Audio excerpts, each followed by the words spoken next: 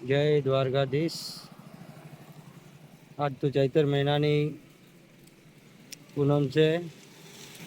આપણે વિઠોદર ગામમાં આગ માતાનો મેળો છે। મેળો જોવા જવું છે તો આપણે આવી ગયા છો ખેરવાડા બસ સ્ટેન્ડ આવી ગયા છે બાઈક લઈને।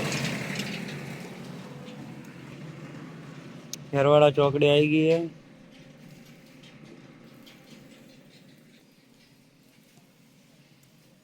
હવે અહીંયાથી નીકળીએ વિઠોદર જવા માટે। બધા ઘરના પરિવારવાળા પણ હવે આવે જ છે। ત્યાં લગીને આપણે પહોંચી જઈએ, મેળો કેવો છે જોઈ લઈએ, પછી દર્શન કરવા જશું। આ છે મિત્રો ખેરવાડાનો પેટ્રોલ પંપ। અહીંયા આપણે પેટ્રોલ પુરાવીએ છીએ ને અહીંયાથી આગળ જવરાય છે। આ રસ્તો આવી ગયો છે સાઈડમાં। આ જુઓ, તમને રસ્તો જોવા મળે છે એ અમારા ગામ તરફ જાય છે, ગાડાધનપુરા। અને આ સીધો રસ્તો છે એ ડાયરેક્ટ વિઠોદર જાય છે। અને જો મિત્રો, બધા ભક્તો દયાળુ ચાલતા જાય છે। માતાજીની ધજા લઈને કોઈ જાય છે, કોઈ ચાલતા જાય છે। તો આવો તમને હું લાઈવ તમને બતાવું કે રસ્તામાં કેટલા લોકો જાય છે અને કેટલા નથી જતા। હું પણ બાઈક લઈને જાઉં છું।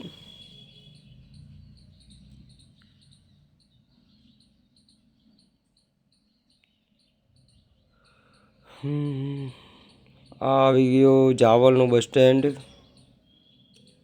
ત્યાંથી આગળ નીકળી ગયા।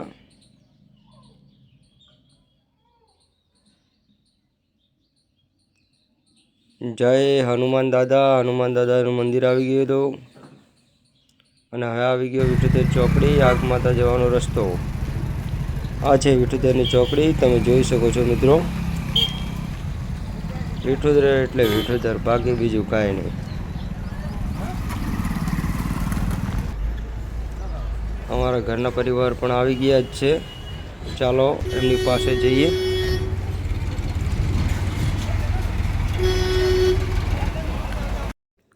અમારો પરિવાર આવી ગયો છે તો અમે હવે જઈએ છીએ આગ માતાના દર્શન કરવા। સામે જ મેળો ભરાય છે। અમારા હેપી ફેમિલી આવી ગઈ છે।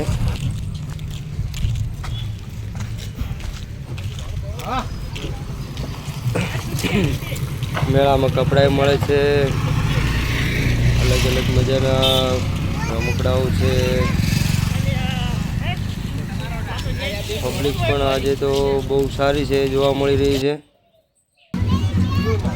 જોઈ શકો છો મંદિર પણ આવી ગયું છે। ચાલો તમને બતાવું, લાઈવ બન્યા રહેજો। અને પછી આપણે જવાનું છે ઝાપડી માના મંદિરે। હે માં આગ માતા, સૌનું સારું કરજે, પછી જ મારું સારું કરજે। જય આગ માતા।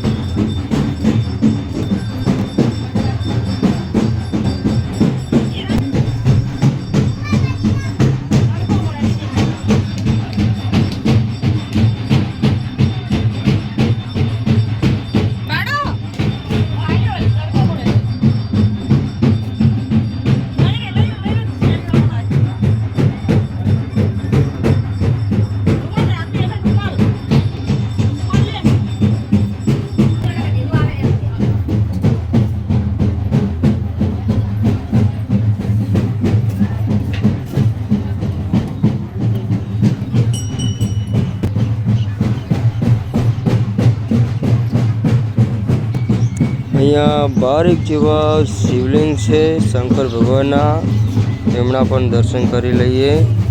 જો શિવલિંગ પણ છે સરસ. ભાઈ આવી ગયા છે એમની માનતા પૂરી કરવા માટે. જો સરસ મજાની ધજાઓ લઈને આવે છે. જય માતાજી મિત્રો, આપણે દર્શન કરી લીધા છે આગ માતાના સરસ મજાના.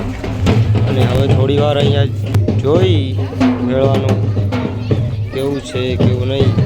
એક ડીજે આવવાનું હતું તો ડીજે જોઈ અને પછી નીકળીએ રાજા બાપુની ઝાપડીના દર્શન કરવા માટે. તો અમારા વિડીયોમાં બને રહેજો મિત્રો, અને લાઈક કોમેન્ટ કરતા જજો.